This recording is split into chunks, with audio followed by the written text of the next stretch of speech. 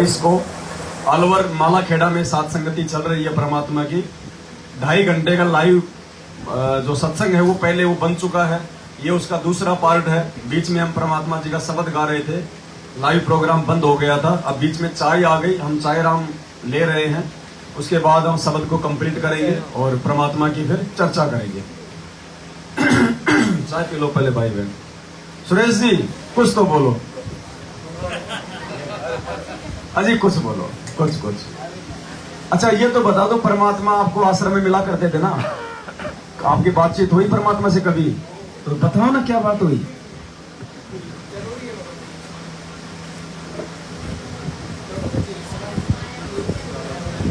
साहेब बंदी छोड़ सतगुरु रामपाल जी भगवान है हो। भगत जी एक बार मैं आशीर्वाद पे गया तो भगत जी गुरु जी ऐसे नजर चले गई, रेलिंग पे ठहरा तो गुरु जी दूर से ही हंसने लग गए और गुरुजी से मेरे पास में बिहार का भगत खड़ा। बिहार का भगत से मालिक से ने अर्जी करी, पिताजी मेरे कैसे दिन है? जो उसने बोला गुरुजी ने, बेटा भक्ति किया कर, बहुत ही अच्छा है बेटा। फिर मेरे एकदम से मालिक की उमंग आई। मैंने कही पिताजी कुछ मेरे, तो गुरुजी कम से कम 25-30 भगत आगे चले गए।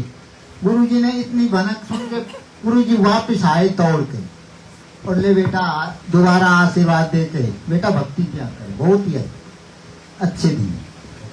तो इतनी कह के मालिक दोबारा आशीर्वाद में चले गए और जो मैं इंडिकेट से निकाल दिया, निकल के आ गया। और जो भगत जी मैं तो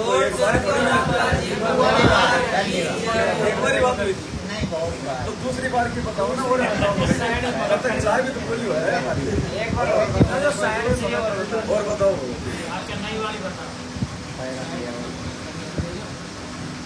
और बताओ परमात्मा से जो बात होती है। साहेब बंदी छोड़ सतगुरु रामपाल जी भगवान की जय हो। साहेब गुरुजी जब भगत जी में दूसरी बार गुरुजी के आशीर्वाद पे गया तो गुरुजी ने मैं जाता ही छाती के लगा लिया, भगत जी सामने सीने के लगा लिया और गुरुजी के मैंने बात भर ली। बात भरने के बाद में भगत जी वे ऐसे वे फेर के टी शर्ट फेर के और वे बन रहे वे कैपरी पहन के, हाँ बॉडीगार्ड बन रहे भगत जी। तो गुरुजी इतने राजी हो रहे क्या कि कोई सीमा ना है, बहुत ही प्रसन्न हो रहे। प्रसन्न होने के बाद में क्या हो रहा, भगत जी भी मेरी बहन ऐसे लिपट के पड़े। हेलो साहेब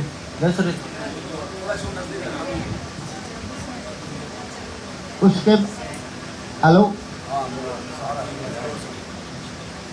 तो भगत जी मेरे इतने जोर का फेंका, मैं खींच के गुरुजी पे सो। गुरुजी इतना राजी हुए जब सीने के लगाया, जब गुरुजी पे सो ऐसे खींच लिया जैसे गेंद की तरह और दूर फेंक दिया। तो भगत जी सत्य मान, ये सत्य बात है। गुरुजी आपको गुरुजी से खींच कर दूर फेंक दिया, दूर फेंक दिया और दूसरे भगत ने झेल दिया, मैं दूसरे ने पकड़ दिया। हाँ गुरुजी इतना निराश हो गए जल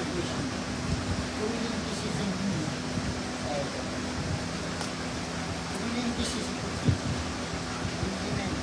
दोबारा से गुरुजी वापस आए दोबारा आशीर्वाद बेटा करवा।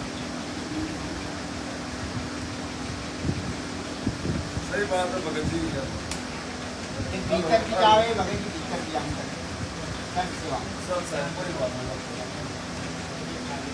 परमात्मा तो भगत जी बहुत दयालु है, लेकिन वही बात है ना,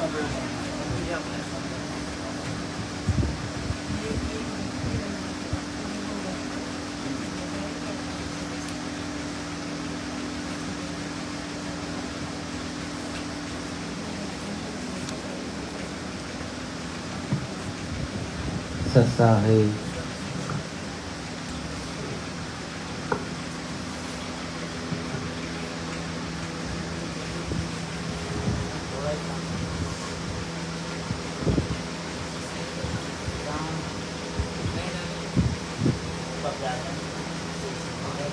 तो परमेश्वर जी ने आगे शब्द में क्या बताया?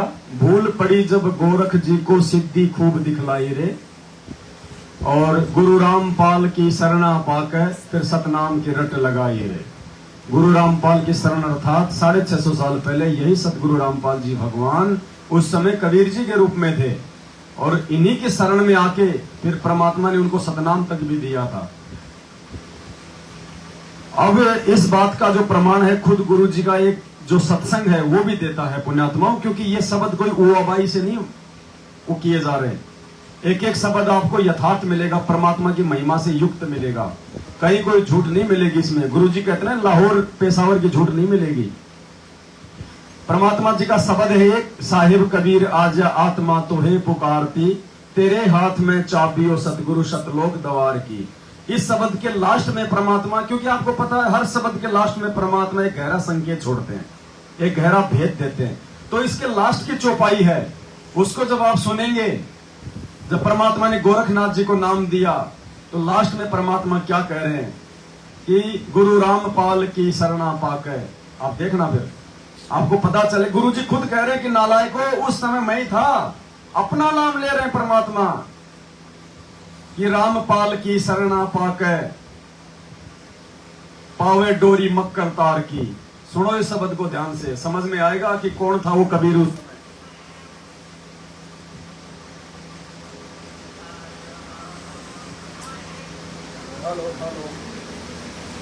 Hello hello hello. आजा आत्मा तोहे पुकारती, तेरे हाथ में साबियो सतगुरु सतलोक।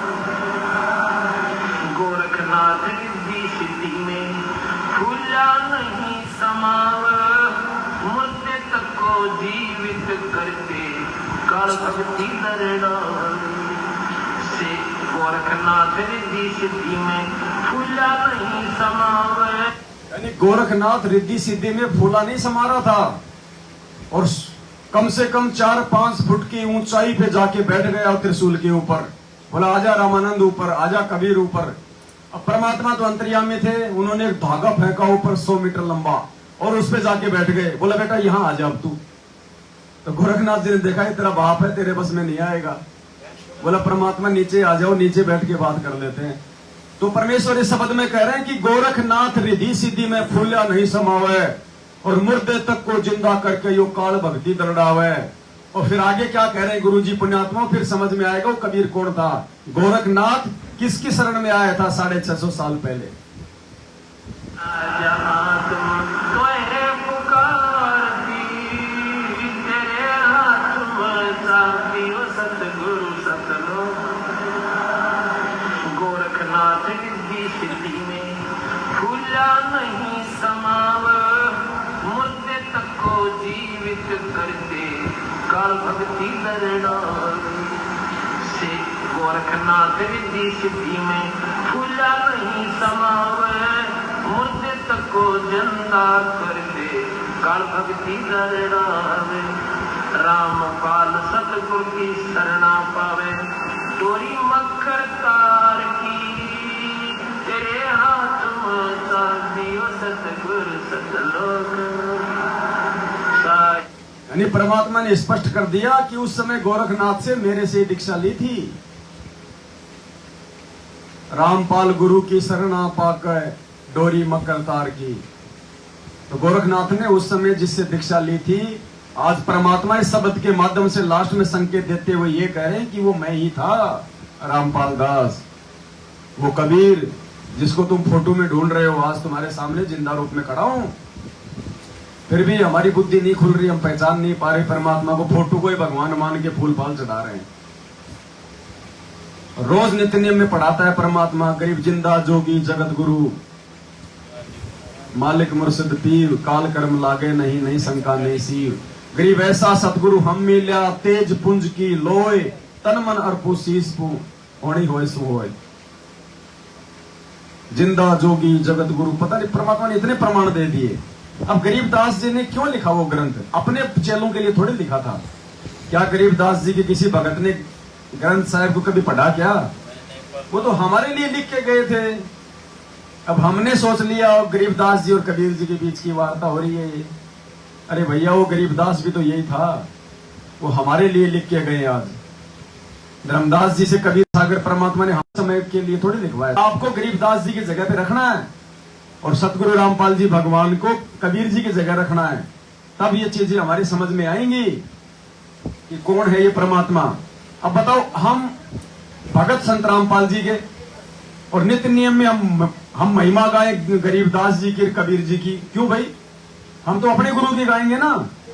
तो वो महिमा हमारे लिए दी थी उन्होंने, हमें जागरूक करने के लिए, हमें समझाने के लिए, हमें सचेत करने के लिए। तो इसलिए परमात्मा ने बताया, भूल पड़ी जब गोरख जी को सिद्धि खूब दिखलाई रे। भूल पड़ी जब गोरख जी को सिद्धि खूब दिखलाई रे। गुरु रामपाल की शरणा पाक सतनाम की रट लगाई रे। गुरु रामपाल की शरणा पाक सतनाम की जानत है कोई सतगुरु प्यारी, जानत है कोई प्यारा रे। जानत है कोई सतगुरु प्यारी, जानत है कोई प्यारा रे। राम राम जिस दुनिया कहती, वो रामपाल अवतारा रे। राम राम जिस दुनिया कहती, भूल पड़ी जब बर्मा जी को ज्ञानी बनकर आया रे। भूल पड़ी जब ब्रह्मा जी को ज्ञानी बनकर आया रे। ओम नाम का मंत्र देकर अपना शीश बनाया रे। ओम नाम का मंत्र देके अपना शीश बनाया रे।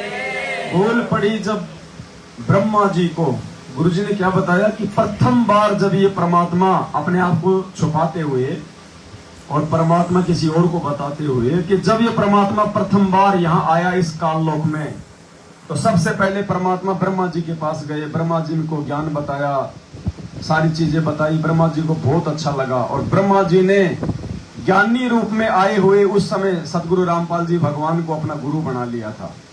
यानी सबसे पहले परमात्मा ने ब्रह्मा जी को नाम दिया, ओम, उनको ओम मंत्र दिया परमात्मा ने। उसके बाद परमात्मा विष्णु जी के पास गए, विष्णु को परमात्मा ने हरियम मंत्र दिया। फिर परमात्मा शंकर जी के पास गए, शंकर जी को परमात्मा ने सोहम मंत्र दिया। उसके बाद फिर ये परमात्मा सतगुरु रामपाल जी भगवान नीचे आए प्रथम सतयुग में, और हम जीवात्माओं को अपनी शरण में लेके वो ही मंत्र दिए। उनको तो खाली एक एक मंत्र दे के आए थे, हमारे को परमात्मा ने पांचों मंत्र दिए। फिर अब परमात्मा ने पहले ब्रह्मा विष्णु महेश को क्यों दिए मंत्र, जबकि उनको पता था कि ब्रह्मा विष्णु महेश आगे चल के मेरे भक्ति नहीं करेंगे, काल इनको भ्रमित करेगा अपना साम्राज्य चलाने के लिए। परमात्मा का सिस्टमेटिक जो तरीका है बहुत ज्यादा एडवांस है। परमात्मा ने जो मंत्र ब्रह्मा विष्णु महेश को दिए एक एक, वही मंत्र नीचे आके हमारे को दे दिए। और आज क्या हो रहा है पुण्यात्माओं, क्योंकि यहाँ का जो मैनेजमेंट जो सिस्टम है वो ब्रह्मा विष्णु महेश के माध्यम से ही काल सारा संभालता है। अब यहाँ की जो सुविधा है, देने वाला तो परमात्मा है सबको, लेकिन जैसे फैक्ट्री का मालिक है, पैसे तो फैक्ट्री का मालिक ही देता है, लेकिन तनख्वाह मैनेजर बांटता है। एक सिस्टम है, मालिक कभी किसी को डायरेक्ट सैलरी नहीं देता है, वो एक सिस्टम के माध्यम से आती है। जो मैनेजर होता है, मैनेजर के माध्यम से आगे सैलरी वितरित होती है। तो परमात्मा ने ब्रह्मा विष्णु महेश को ये एक एक मंत्र दे दिया, फिर हमारे को दे दिया नीचे आके। अब जब हम इन मंत्रों का जाप करेंगे तो ब्रह्मा विष्णु महेश की घंटी बजेगी, ब्रह्मा जी का करेंगे तो ब्रह्मा जी की घंटी बजेगी, उसकी ब्लूटूथ ऑन हो जाएगी, क्योंकि परमात्मा ने पहले उनको मंत्र दे के उन तीनों का ब्लूटूथ ऑन कर दिया और नीचे आके वही मंत्र हमारे को दे दिया। अब जब हम उन मंत्रों का जाप करेंगे तो उनकी तो पहले से ऑन है ब्लूटूथ, इधर से हमारी ऑन हो गई तो आना जाना हो जाएगा ना फिर। तो ब्रह्मा जब हम इनका जाप करेंगे, ये मंत्रों का जाप हम करेंगे, तो ब्रह्मा विष्णु महेश ना चाहते हुए भी हमको यहाँ की सुख सुविधा देंगे।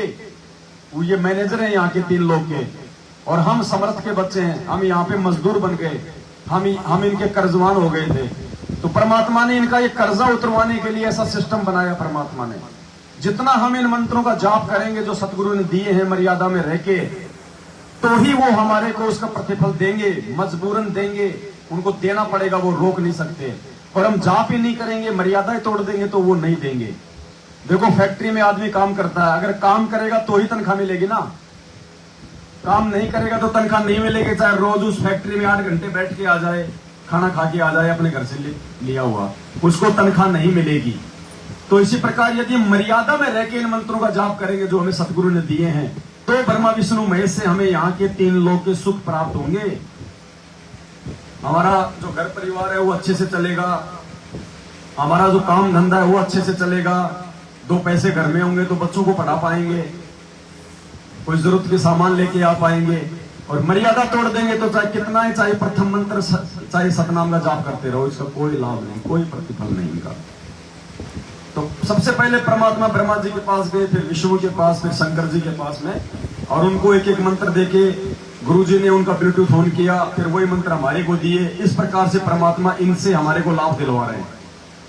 भूल पड़ी जब ब्रह्मा जी को ज्ञानी बन कर आया रे, भूल पड़ी जब ब्रह्मा जी को ज्ञानी बन कर आया रे, ओम नाम का मंत्र देके अपना शिष्य बनाया रे, ओम नाम का मंत्र देके अपना शिष्य बनाया रे। जानत है कोई सतगुरु प्यारी, जानत है कोई प्यारा रे, जानत है कोई सतगुरु प्यारी, जानत है कोई प्यारा रे।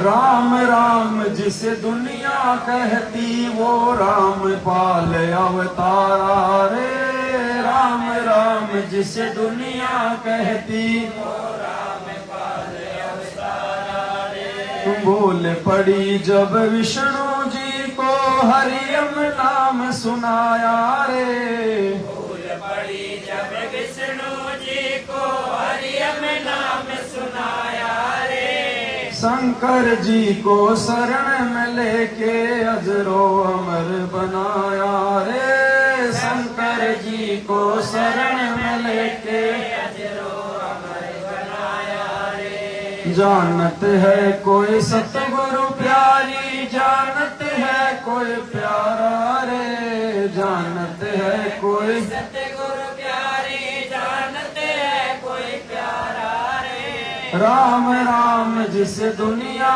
कहती, वो राम पाल अवतारा रे, राम राम जिसे दुनिया कहती, वो राम पाल अवतारा रे। जब जब भूल पड़े दुनिया में इस भक्ति और सतनाम की, जब जब भूल पड़े दुनिया में इस भक्ति और सतनाम की, जय जयकार फिर होने लागे गुरु राम पाल भगवान की, जय जयकार।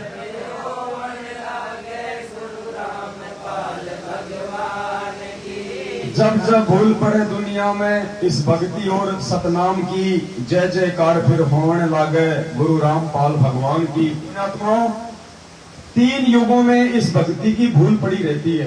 कोई भी प्राणी शास्त्र विधि अनुसार भक्ति नहीं करता। सतयुग में परमात्मा आए, वह मनु जी को वेद समझाए कि मनु जी, आपको जो ब्रह्मा जी ने, आपके जो पापा जी ने जो मंत्र दिए हैं, जो ये ज्ञान दिया है वेद का, ये सत्य नहीं है, ये आधा अधूरा है। मैं आपको वास्तविक ज्ञान बताता हूँ। तो मनु जी ने परमात्मा का नाम ही वामदेव रख दिया, यानी उल्टा ज्ञान प्रचारक। जैसे ये देना, ये वाम हाथ होता है ना हमारा, उल्टा हाथ, तो वामदेव नाम रख दिया परमात्मा का, सतगुरु रामपाल जी भगवान का, जो सत सुकृत रूप में आए हुए थे उस समय।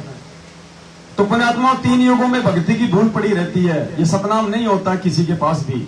और जब वास्तव में इस भक्ति और सतनाम की आवश्यकता होती है दुनिया में, जब पूरी तरह से भूल पड़ जाती है भक्ति की, तो ये पूर्ण परमात्मा सतगुरु रामपाल जी भगवान का ही रूप बना के आता है इस कलयुग की पिछली पीढ़ी में, क्योंकि यही मोक्ष मार्ग है, यही भक्ति युग है।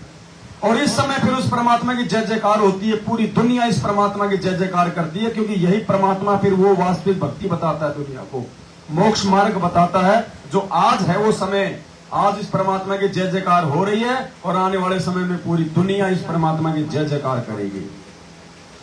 भूल जब जब भूल पड़े दुनिया में इस भक्ति और सतनाम की, जब भूल पड़े दुनिया में इस भक्ति और सतनाम की, जय जयकार फिर होने लागे गुरु रामपाल भगवान की, जय जयकार फिर होने लागे गुरु रामपाल भगवान।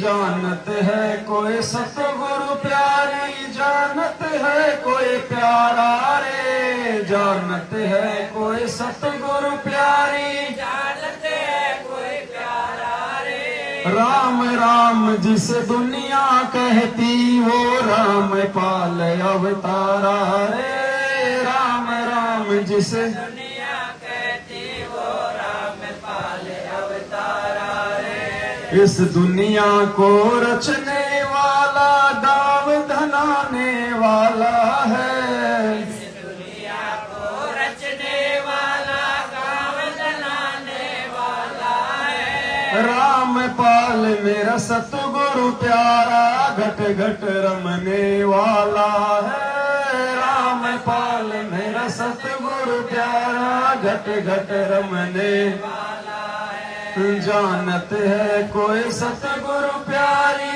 जानत है कोई प्यारा रे, जानत है कोई सतगुरु प्यारी, जानत है कोई प्यारा रे। राम राम जिसे दुनिया कहती वो रामपाल अवतारा रे, राम राम जिसे दुनिया कहती रामपाल अवतारा रे।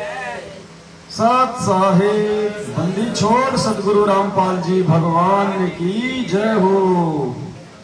तो पुण्यात्माओं, सात संगति में आने का यही फायदा होता है, और सात संगति से ही हम स्वच्छ हो सकते हैं, हम शुद्ध हो सकते हैं, और कोई दूसरा तरीका धरती पे परमात्मा ने नहीं बना रखा है वर्तमान में। यदि आपको इस कलयुग की पिछली पीढ़ी में वास्तव में संत रामपाल जी का सच्चा भगत बनना है, आपको वास्तव में मोक्ष प्राप्ति की भूख है, प्यास है, तो वो प्यास और भूख आपकी सात संगति के माध्यम से पूर्ण होगी, दूसरा कोई तरीका नहीं है। तो सात संगति में आके हमने अपने व्यवहार को और अधिक स्वच्छ जो है करना है, हमारे व्यवहार को, हमारे नेचर को और हमारे चरित्र को हमने और ज्यादा निखारना है। तो यहाँ हम सब परमेश्वर की छत्र छाया में हैं। हमने सात संगति में आने के बाद ये भूलना नहीं चाहिए कि परमात्मा सात संगति में बैठे होते हैं, सूक्ष्म रूप में होते हैं, दरबार साहिब में होते हैं, किसी भी भगत के रूप में होते हैं, कि अपने जो है सूक्ष्म रूप में होते हैं। परमात्मा पल पल हर एक भगत की गतिविधि को देखते रहते हैं, और हमसे ऐसी कोई त्रुटि ना हो जाए पुण्यात्माओं जिसे बना बनाया खेल बिगड़ जाए। परमात्मा कहते हैं कि सतगुरु के दरबार में मेरे थर थर कांपे दे, ना जाने कोई बात पे हमारा बिगड़ ना जावे ने। ये परमात्मा कोई ऐसी ऊंच नीच वाली बात ना हो जाए जिससे आपका और मेरा प्यार प्रेम ही नष्ट हो जाए, मेरा जीवन बर्बाद हो जाए। तो मालिक के सच्चे दरबार में आके हमारी काया जो है वो कांपनी चाहिए। थर थर कांपने का मतलब हमारे को भय रहना चाहिए कि मेरे से ऐसी कोई निगाह दृष्टि में माता बहन की तरफ देखते समय कोई ऐसी ना कोई त्रुटि हो जाए जिससे कि एक दूसरे के मन में दोष पैदा हो जाए, परमात्मा नाराज हो जाए। तो परमात्मा ने बताया है कि जो भगत होगा, जो सच्चा भगत होगा,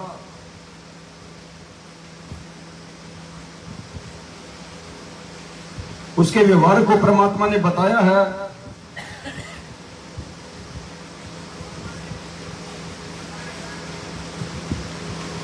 गुरुदेव ने बताया कि नाम दीक्षा लेने मात्र से कोई भगत नहीं बन जाता।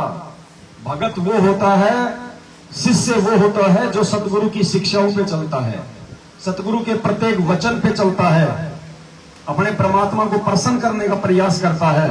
और मालिक ने कुछ लक्षण बताए भगत के कि भगत को किस प्रकार से रहना चाहिए, किस प्रकार से उठना बैठना चलना बोलना चाहिए। गुरुदेव ने बताया कि भगत के देखने में भी साधुता होनी चाहिए। अगर किसी माता बहन की तरफ देखता है तो उसकी निगाह दृष्टि में भी साधुपना होना चाहिए, बकवाद नहीं होनी चाहिए, वरना परमात्मा नाराज हो जाएगा। हो सकता है आज तेरी भक्ति अच्छी है, हो सकता है आजीवन तू बहुत अच्छा जीवन जिए, लेकिन अगले जन्म में तो गधा बनना तय है, फिर कुमार मोगरे ठोकेगा। तो ये गलतियां साथ संगति में आके तो बिल्कुल भी ना करें, कतई ना करें, 100% भी। तो पुण्यात्माओं, ऐसे सत्संग में आने से इस प्रकार की समस्याओं का समाधान होता है, लेकिन असर उनका हुआ जो पुण्यात्मा होती है। ये पत्थर और बांस के जैसे प्राणियां का नहीं हुआ करती। जिस घर में नाम इस सतपुरुष का और उस घर में लड़ाई, फिर उनका असर ना हो रहा, वो तो पत्थर कैसे है, माड़ी सी घर्षण लग दे तो चिंगारी पाटे। पुण्यात्माओं, इसके अंदर हमने परिवर्तन बहुत करना पड़ेगा। हमारे बोलने और बतलाने में, चलने और उठने और बैठने और निगाह दृष्टि में भी साधुता आनी चाहिए। एक तो चटक मटक करके चले, एक सीधा सा जैसे सच्चाई भगत जी हो, सच्चाई भगत जी। जब परमात्मा की चर्चा होती है, मालिक का सत्संग होता है, अगर बात करनी तो बाहर चले जाया करो। हम यहाँ पे भाईचारा जोड़ने नहीं आते हैं, दास बहुत बार बोल चुका भगत जी। हम यहाँ कोई यारी निभाने नहीं आते भगत जी, हम यहाँ पे किसी को खुश करने के लिए नहीं आते हैं। अगर आपस में बात करनी है, ये चीजें भगत जी 2 घंटे बाद भी समझी जा सकती हैं। आप खुद तो समझ नहीं रहे, दूसरे को और बातों में उड़ जा रहे हो, फायदा क्या हुआ फिर ये आने का। ये कोई ऐसे थोड़ी हो रहा भगत जी, डूम बांट के गीत थोड़ी है। ये गुरुजी के सत्संग हमारे को सात संगतियों से समझ में आ रहे हैं। तो सात संगति देख लो भगत जी क्या है जो गुरुजी के सत्संगों को समझा रही हैं।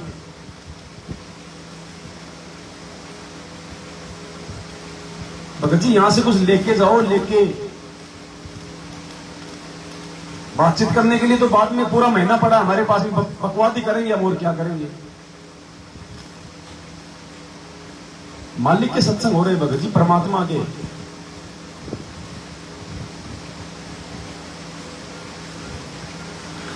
तो पुण्यात्माओं, ऐसे सत्संग में आने से इस प्रकार की समस्याओं का समाधान होता है, लेकिन असर उनका हुआ जो पुण्यात्मा होती है। ये पत्थर और बांस के जैसे प्राणियां का नहीं हुआ करती। जिस घर में नाम इस सतपुरुष का और उस घर में लड़ाई, फिर उनका असर ना हो रहा, वो तो पत्थर कैसे है, माड़ी सी घर्षण लग दे तो चिंगारी पाटे।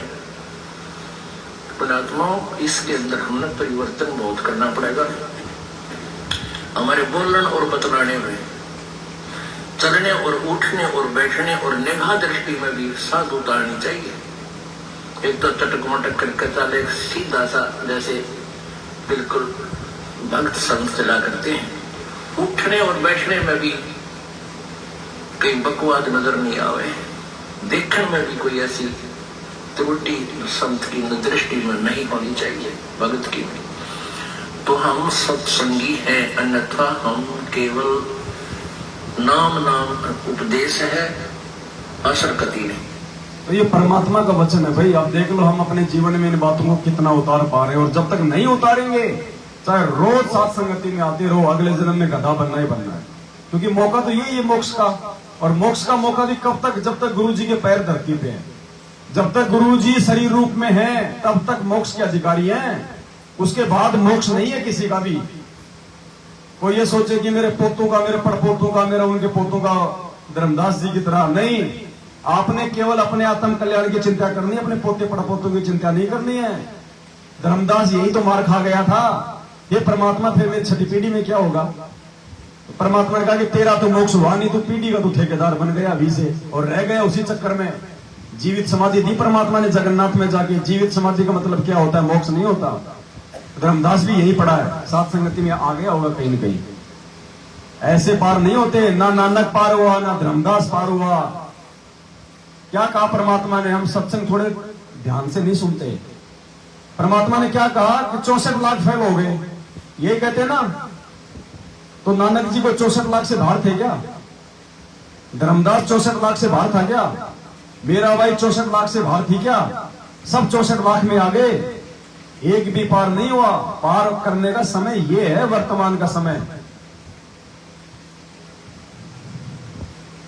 तो भाई हमने तो उन आत्माओं से भी ज्यादा 2 कदम आगे बढ़ना है भक्ति मार्ग में।